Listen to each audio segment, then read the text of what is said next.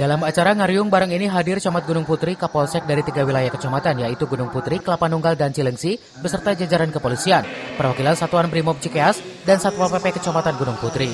Berbagai persoalan dibahas dalam forum tersebut, diantaranya tentang kebersamaan dalam menjaga keamanan wilayah.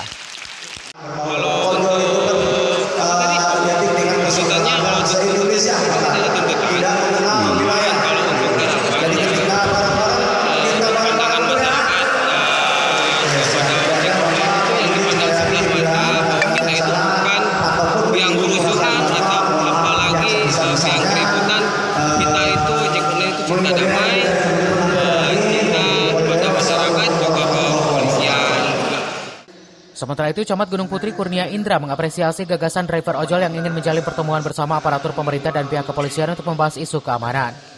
Apresiasi teman-teman ojol yang ingin ngobrol saat dengan Forkopimcam dan juga dari Brimob ya.